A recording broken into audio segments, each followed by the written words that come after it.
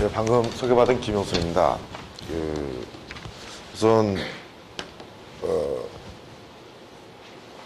부동산 시장과 관련된 제반적인 진단해 주시고 또 정책 어떤 과제라 할까요? 이제 그런 걸 박비서님 말씀 잘 들었는데 거의 내용이 저하고 비슷하세요. 그래서 이제 단지 거기에서 좀 몇 가지 제 생각을 좀 추가로 정리를 해서 말씀드리도록 하겠습니다. 우선 지금의 어떤 시장 상황을 보는 데서 저는 앞서 교수님도 그랬지만은 뭐 거품 붕괴다 뭐 그런 식으로 생각하지 않고 어떤 사이클이다. 가장 큰 이유 중에 하나가 뭐 이후에 이제 유럽 글로벌 금융위기서부터 최근에 유럽 재정위기까지 경제 위축이죠. 그래서 어떻든 성장률이 낮아지고 그 결과 소득이나 고용이 줄기 때문에 부동산 관련된 구매력이 줄어드는 것이 저는 가장 큰 이유다. 그래서 과거 뭐 공급도 많이 줄어들었었습니다만은 어떤 수요 위축, 이런 경제 위축에 따른 수요 위축이 근본적인 요인이 아닌가. 물론 이 외에도 이제 기대 심리도 많이 작용을 했습니다. 또 앞서 뭐 고령화나 저출산 같은 베이비붐 은퇴와 같은 인구가 구조 요인들도 영향을 줬고, 하여튼 이러한 요인들이 뭐 구조적으로 영향을 줬다고 한다면은 현재 나타나는 좀 특히 올해 수도권 침체가 이제 작년 아마 하반기부터 계속 마이너스를 기록하고 있고, 지방 같은 경우에도 작년까지 괜찮던 게 올해 들어서 계속 안 좋은 상황이거든요. 상승률이 그냥 둔화되고 있고, 특히 하반기 들수록 더욱더 위축되고 있는 상황입니다. 그래서 이런 위축되는 이유들은 바로 이런 경제적 경기 침체에 따른, 즉 올해 아마 3% 이내 성장률을 기대하고 있는데 그 정도는 낮은 어떤 성장률로 인한 영향이 아닌가라고 일단 생각이 들고요. 그래서 역으로 향후 전망은 이런 경제 위축이 당분간 지속될 것이기 때문에 당장은 좀 어렵지 않겠냐라고 좀 봅니다. 그래서 좀 더 경제 여건이 회복되는 그리고 이제 그것들이 사람들에게 어떤 고용과 소득 또 어떤 미래에 대한 기대 등이 이제 작용이 될 때 결국 부동산에 대한 주택에 대한 수요도 좀 더 회복되지 않을까라고 생각을 합니다. 그래서 좀 더 고민해야 될 부분이 사이클상의 어떤 경기 성장률 둔화와 함께 좀 구조적으로 좀 많이 안 좋아지는 부분이 있습니다. 오늘 뭐 주제 청년 실업 뭐 얘기도 많이 나옵니다만은 이 수요 기반이라고 할 수 있는 이 새로운 가구 형성하는 이제 청년들, 신혼 가구들이죠. 근데 그들의 어떤 미래에 대한 불확실성이 너무 크다는 거예요. 그래서 고용도 그렇고 비정규직이라고 여러 가지 이유로 집을 산다라는 건 어느 정도 소득이 받쳐줘야 되는데, 항상 소득이 기대가 돼야 되는데 그걸 기대할 수가 없는 상황인 거죠. 그런 상황에서는 뭐 내가 뭐 결혼도 힘들지만은 집 사는 건 더욱더 기피할 수밖에 없는. 그래서 저는 앞서 얘기하는 경기 회복과 함께 이 주택시장뿐만 아니겠지만 이 시장이 좀 더 정상화되기 위해서는 이런 좀 청년 실업 문제나 또 자영업자들 이런 좀 진짜 좀 더 이런 불확실성, 미래에 대한 불확실성을 해소시키기 위한 그런 좀 근본적 대책이 좀 병행이 돼야만이 좀 이 시장이 좀 살아나지 않을까라고 생각을 합니다. 그리고 향후 정책 방향과 관련해서는 지금 앞서도 말씀해 주셨지만 시장이 예전과 같지가 않습니다. 뭐 인구 가구도 줄고 하다 보니까 절대적으로 이제 시장 규모가 과거에 우리나라 주택 수요 규모도 한 50만 원 뭐 그 정도까지도 많이 봤었어요. 그러다가 최근에 45만 원대 또 이제 30만 원대로 시장 규모가 줄어들고 있습니다. 거기에 맞춰서 사실 산업 규모도 줄어들어야 됩니다.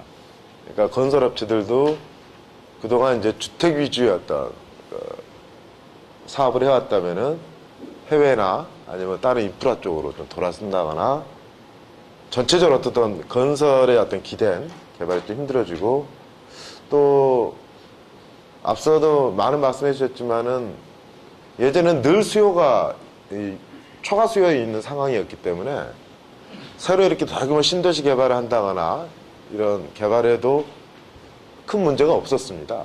왜냐하면 그 초과 수요분을 흡수한 거였기 때문에. 근데 지금은 수요 공급의 보급률, 주택 보급률도 그렇고 많은 부분에서 균형을 이루고 있는 상황이기 때문에 주변이나 어떤 데 큰 대규모 개발이 있으면 다 기성시까지 내지는 다른 주변 도시가 오히려 슬럼화되는 그런 문제가 계속 발생하게 되는 거죠. 그런 우려를 아까 교수님이나 우리 최 교수님도 지적했던 세종시나 혁신도시의 주변 지역의 어떤 슬럼화 문제가 아마 세종시가 이제 최근에 입주하고 혁신도시는 이제 내후년부터 계속 공공기관이 이전하게 될 경우 아마 지속적으로 그게 사회 이슈가 되지 않을까 생각이 듭니다. 그래서 앞으로의 어떤 정책 방향 좀 그런 부분에 좀 고민하는 노력이 좀 필요하지 않을까라는 생각을 좀 해보고요. 그래서 그리고 또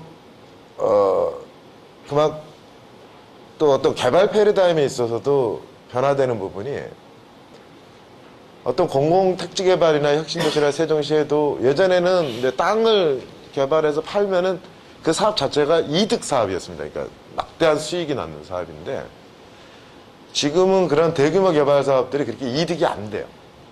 그러니까 뭐 아마 그 민간에서 개발한 재건축 재개발 사업도 마찬가지겠지만은 이 부동산 개발이 예전처럼 돈 되는 사업이 안 된 거죠.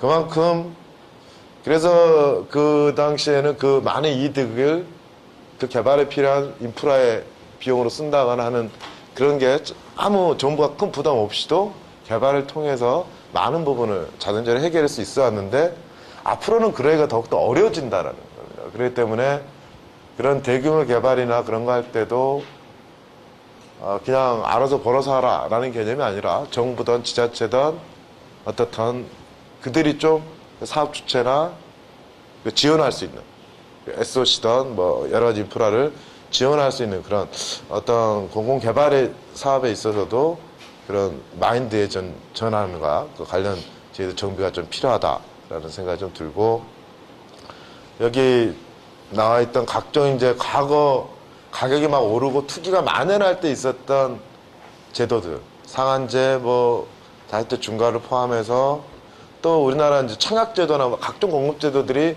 결국은 다 이제 수요가 너무 많다 보니까 이제 막 그러니까 서열화하고 이렇게 제어하기 위해서 만들어놓은 제도들인데 그런 것들도 점진적으로 이런 시장 상황의 변화에 맞춰서 이게 이제 오늘 내일의 문제가 아니라 앞으로도 제 보기에는 올라도 과거와 같은 그렇게 가격 폭등하는 경우는 많지 않을 거라고 보기 때문에 국지적으로는 몰라도 그래서 어쨌든 그런 이제 제도적 정비가 좀 필요하다라는 생각이 듭니다. 그리고 마지막으로 이제 공공주택 공급 체계가 아까 보금자리 주택에 대해서 얘기를 하셨는데 좀 본질적으로 어떤 공공주택도 이런 시장의 변화에 좀 순응한다 할까요? 이제 그 대응하는 그래서 물량 문제도 그렇고요. 그러니까 예를 들면 시장이 민간이 너무 안 짓면 당연히 공공이 좀 더 짓고 또 공공이 그러니까 민간이 많이 짓고 있으면 공공의 물량을 좀 줄이고 하는 그런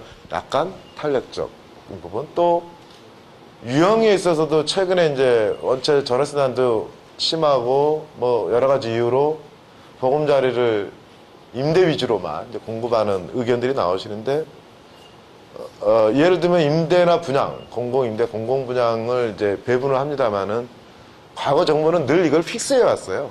몇 프로. 예를 들면은 보금자리 같은 경우도 아마 7대 8 정도로 분양과 임대가 이제 구분되는데 이걸 픽스 시키지 말고 보통 경기가 좋으면은 자가 수요가 많습니다. 즉 분양을 많이 원하죠. 그리고 경기가 안 좋으면 역으로 임차 수요, 즉 임대주택을 많이 사람들이 선호를 하게 됩니다.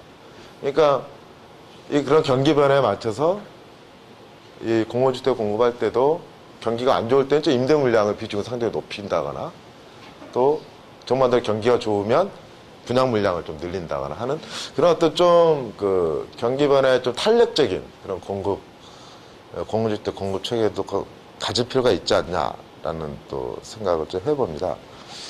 그리고 마지막 주제 우리 교수님 발표를 안 하셨던 하우스푸어 대책과 관련해서는 원래 저희가 토론 제의를 받을 때 이 주제로 받다 보니까 그것도 잠깐만 말씀드리면 아직은 전 시기상조다라고 봅니다.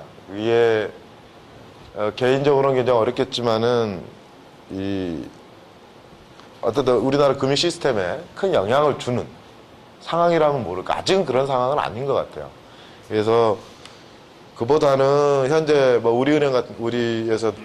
은행에서도 하는 것처럼 좀 금융권 내에서 자율적으로 해결할 수 있도록 유도를 한다거나 뭐 좀 그런 쪽으로 오히려 유도를 하고 대신 이제 뭐 다양한 모니터링과 또 금융권들이 좀 더 적극적으로 자신들도 부담하면서 또 이런 문제도 극복할 수 있는 그런 해법을 찾도록 계속 해줄 필요는 있겠지만은 혹 나오는 이제 정부가 공적 자금을 들여서 적극적으로 개입하는 부분에 있어서는 최소한 지금 논할 단계는 아니지 않나.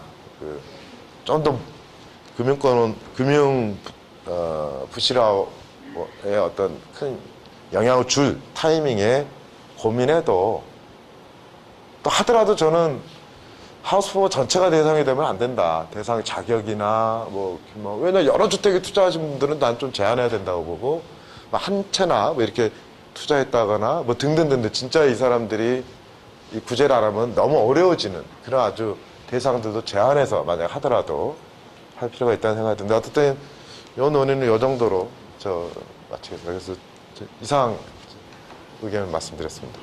네.